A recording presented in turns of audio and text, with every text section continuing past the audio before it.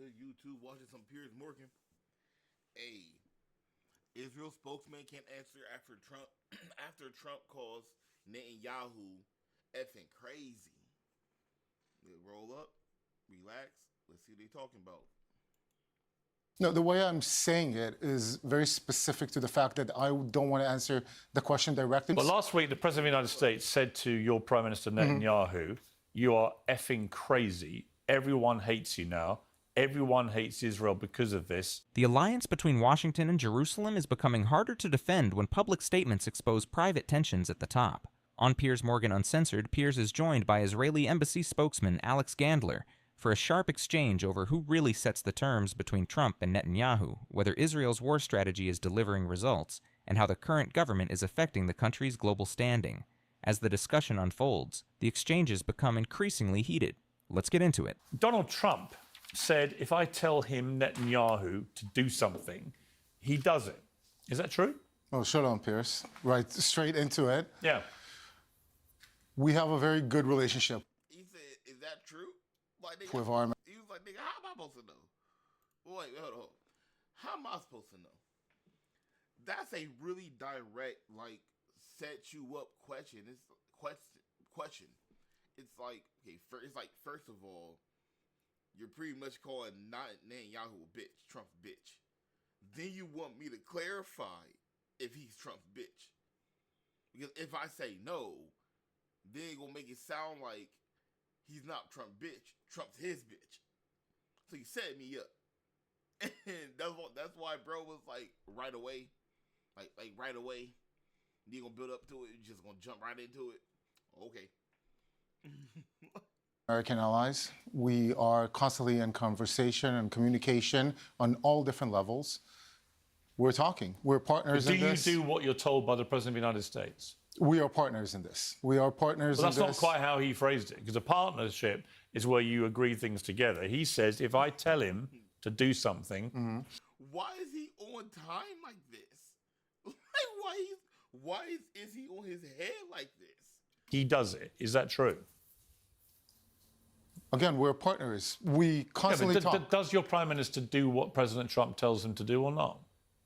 Again, we talk constantly. There are disagreements and there are agreements. That wasn't when my it comes to question, friends. with respect. I mean, oh, no, I understand. No. Well, you're asking a yes or no question. Well, only because the President's been absolutely emphatic. If I tell him, Netanyahu, to do something, he does it.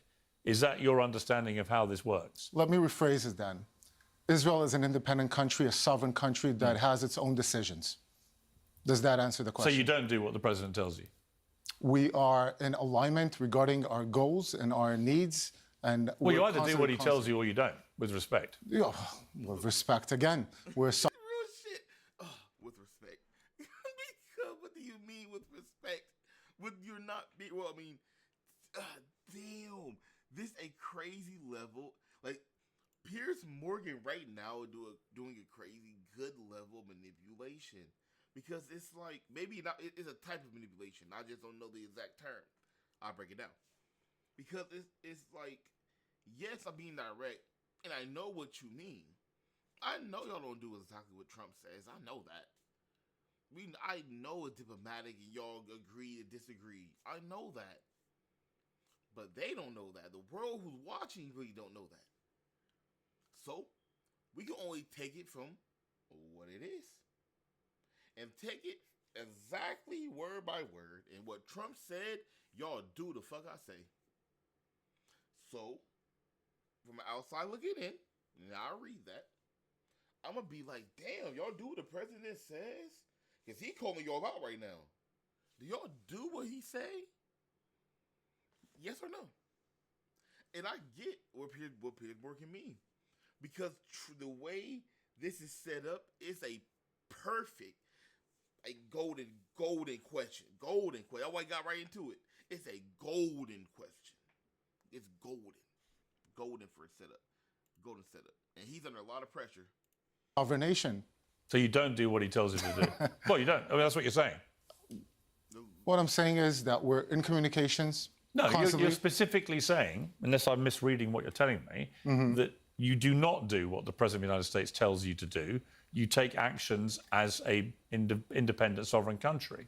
No, the way I'm saying it is very specific to the fact that I don't want to answer the question directly because I think the question misses the alliance between Israel and the United States. Well, no. Then say that.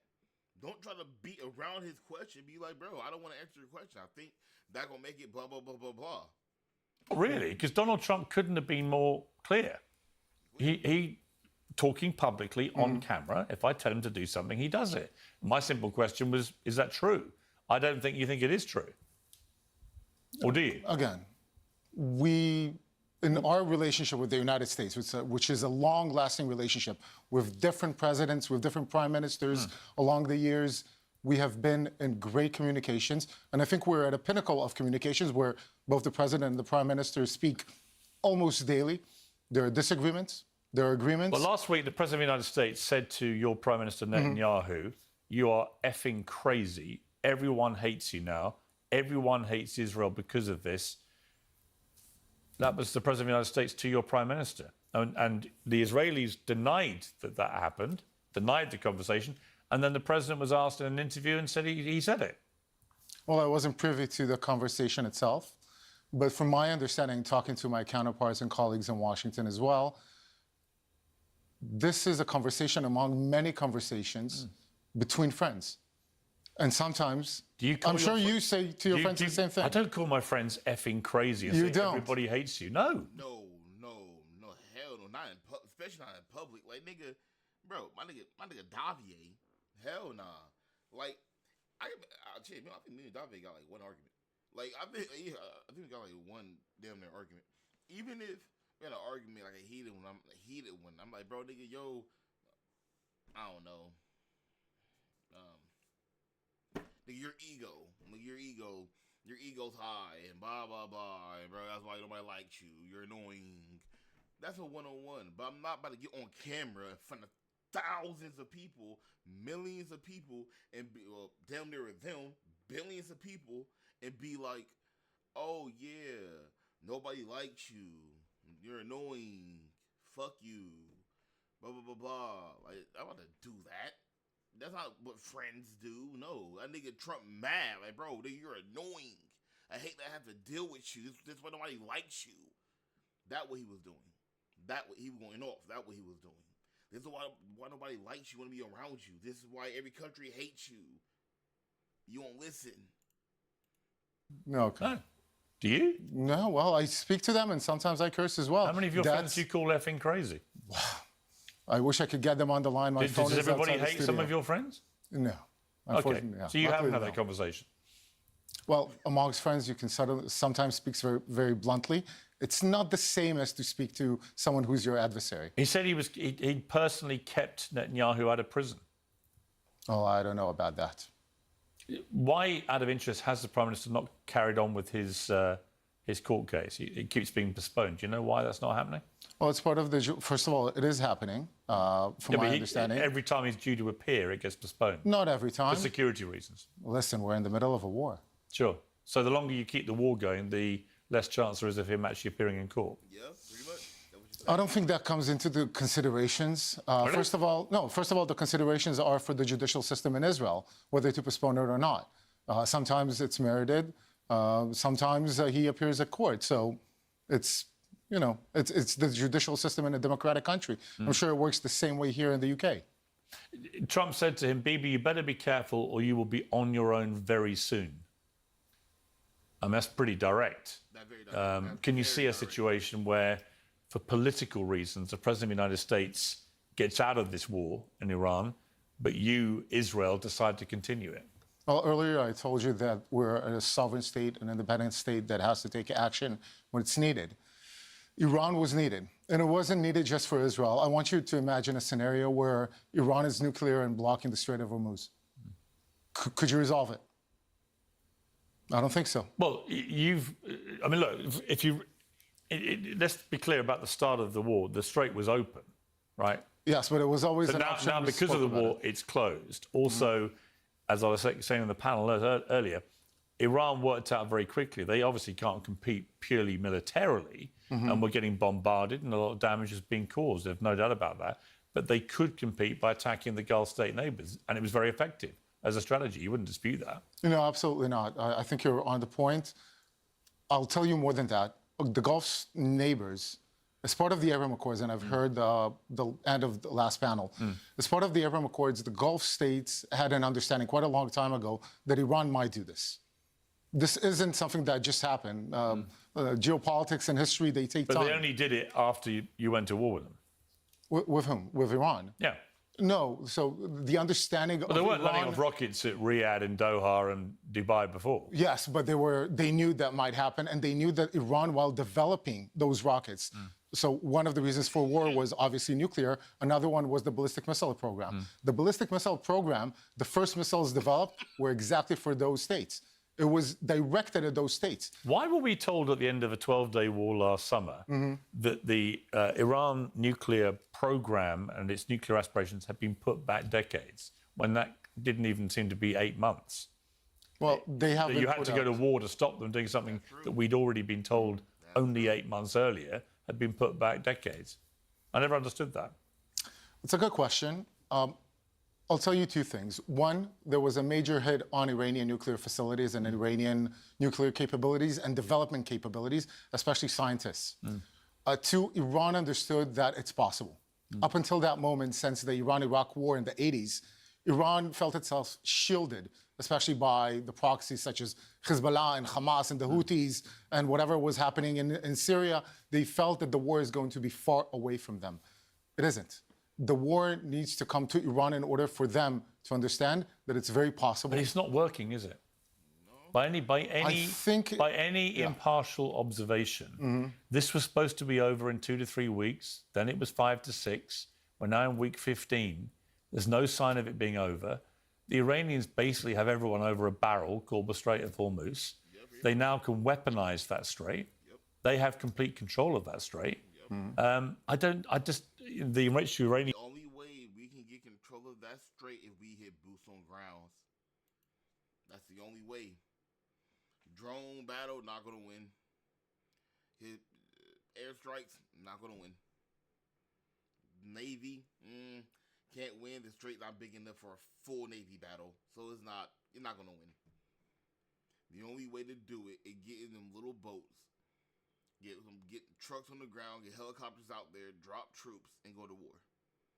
Capture points, set up stations, capture certain areas, destroy all drone striker locations, get surveillance around areas, set up camps, get control of this area. And it's crazy. You have to lose lives for this. United States gotta lose, troops gotta lose lives, people that die. It's really genuinely crazy. It's upsetting, honestly. It's really upsetting. Hey, y'all, sorry, my camera's slow, my phone might die. So I'm sorry. Remains wherever it is. You haven't got your hands on any of that. Where's the win here? And how does it happen? Well, it's a bit short-sighted. Is it? It wasn't me that said it'd be over in 2 to 3 weeks. It was the President of the United States. No, I understand, but I think that wars, and I'm speaking both as a student of history, but not only, wars take time, especially big wars, especially wars. Is it naive of the President to say that? Don't put words in my mouth. I'm just asking you if you think it was. Well, wars take time, especially when they have big consequences as the realignment of the Middle East post-October 7th. We didn't start this, but once it started on October 7th by Hamas terrorists, we understood that something has to be. They started it. They started it. It's been going on for a long time. October 7th was just an attack. It wasn't a oh, we did nothing to you. Why you hit us? We got to start war. No, we've been attacking each other for years, decades. This is just another attack.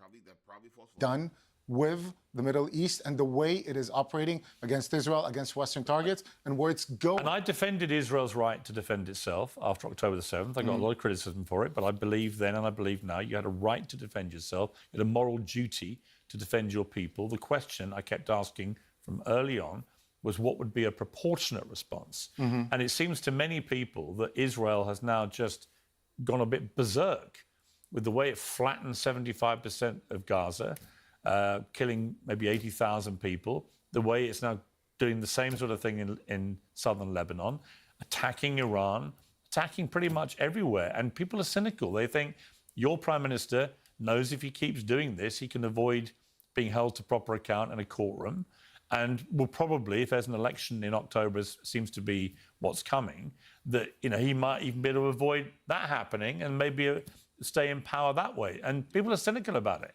They think he's using war as an instrument for personal survival. The people of Israel don't see it that way. It's a narrative that has been fostered in the deep left. You know what? Let me take you to an example. The sanctions that were imposed on several Israeli entities and the advice given not to do deals within Judea and Samaria yesterday by the British government. Completely unhelpful. Completely unhelpful. Not only that, it takes Britain out of the place where it could make a change. Maybe deal with the corrupt Palestinian Authority. Maybe deal with the pay for slay. Britain at the moment is irrelevant in this conversation. I mean, the relevant part may be this, which is that a Pew Research Centre study said British public opinion of Israel is at 61% unfavourable versus 30% favourable. In America, you're seeing also a majority unfavourable. Never seen these sort of figures before. There's no part of you feel concerned that Israel's reputation around the world is getting decimated here by the actions of a particular government, which is, to many people's eyes, just gone war crazy?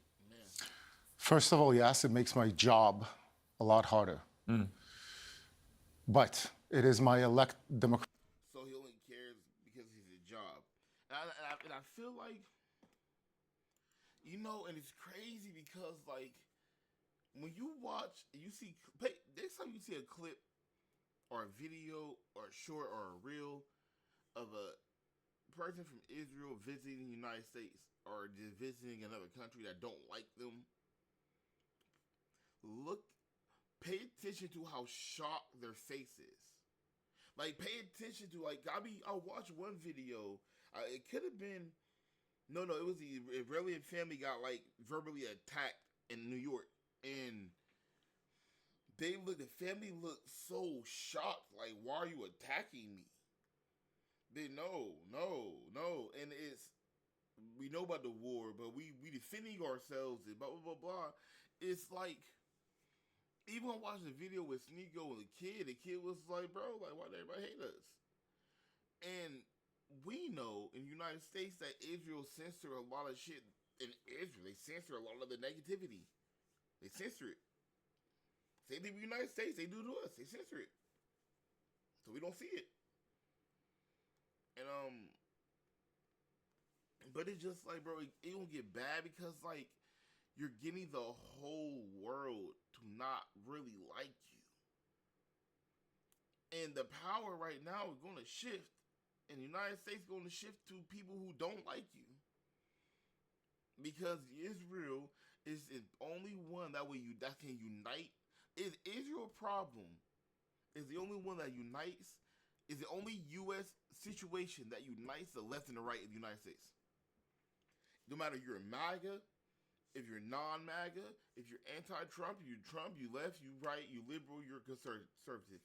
Doesn't matter. When it comes to Israel, 90% of the time, both sides going to agree we need to get away from them. We need to do something about them. That's the only thing we can agree on. And it's a strong agreement. It's a dangerous one. Democratically elected government that makes decisions for the benefit of the people of Israel to defend them. Yes, we would love to see everyone support us. Absolutely. There's an informational warfare that, let me be brutally honest, we probably haven't been good at as our adversaries. We're a smaller country. There are a lot of reasons for it. And we also failed. Yes, most likely. Do you think the actions of Ben-Gvir and Smodrich in particular, who are senior members of your government, do you think that their actions, which I have viewed as increasingly psychopathic, do you think they are a major contributing factor to why Israel's getting more unpopular? Ministers Ben-Gvir and Smotrich are elected officials in the Israeli government. Do you support them? I'm a civil servant. I don't think it's my position to support or unsupport an elected government in Israel. I work for the government of Israel. You can have an opinion. Well, of course, I have as a private citizen, but this is not my place. What's to your say view it. as a private citizen? No, I don't think I can share it on this. Right. 'Cause I think they're total psychos. I mean, Ben-Gvir's wife gave him a cake with a noose on it for his 50th birthday. Psychopathic. Smotrich is running this completely illegal, aggressive expansion of the settlements on the West Bank. Ben-Gvir posted a video gleefully of him laughing as a young female detainee was being literally abused in front of our eyes by IDF and thought that was fine. Even prompted Netanyahu to condemn it because he couldn't do anything else. The guy had posted it himself. These are psychopaths. And I think it's a big problem for Israel. I think until you get rid of these guys or change the government or something gives, Israel gets more unpopular. And that has a direct impact on the way that Jews feel around the world, the way that things play out in the real world for them, which is heartbreaking and appalling, many of whom want nothing to do with Smotrich and Ben-Gvir. How does this change? As I said, they're democratically elected. But you need to understand that the Israeli process, the democratic process, which you're going to probably see in a couple of months, is quite wild in the democratic world in the sense of there's so much pluralism within the country. Here in the UK, up until not too long ago, you had two parties mostly. In Israel, you have 7 parties that form a coalition. Yeah. And more than that, people have opinions, they have voices, but policy is made in other rooms. It is made by the Prime Minister and a security cabinet, and the policy is not what you've just mentioned. It is different. It may not be policy, but it's public statements and actions by senior members of the government. That's the problem. It could be. But at the end of the day, Israel is a democratic society. See, I think you agree with me there, psychos. You just don't want to say it. Well, Piers, that could be a good question for when I take off my suit and the end of my career as a diplomat, and maybe I'll be able to answer it. If the United States tells Israel to end its operations in Lebanon, will Israel agree? I think it should be very clear of what we want regarding Lebanon. We want a very strong and sovereign and prosperous Lebanese state alongside Israel. We want Lebanon to be as free from Iranian and Islamic regime control as possible. The path to it goes through Hezbollah, for both of us.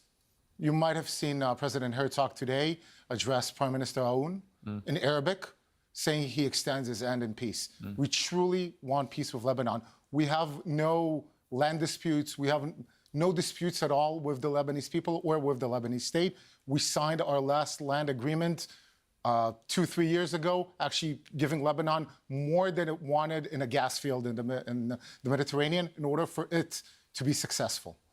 The problem lies with Hezbollah, and that's not us saying it. This is the Lebanese people, the Lebanese leadership saying it quite loudly for the first time in decades, ever since Prime Minister Hariri was killed in Beirut by Hezbollah. This interview is about something bigger than one awkward exchange. Nah. I don't believe it. They not go back out. Lebanon. They're not back. They never go back out. It's like, bro. It's just gonna be bad for Israel. Like, not even really them. It will be bad for the Jewish people. That's what's gonna be bad. Like the foreign Jewish. That's gonna be bad for. And maybe Israel trying to make a giant Jewish state. Like they're like how the United States, like America. Maybe trying to take control of the Middle East and make their own version of America just for Jewish people. I don't know, man, but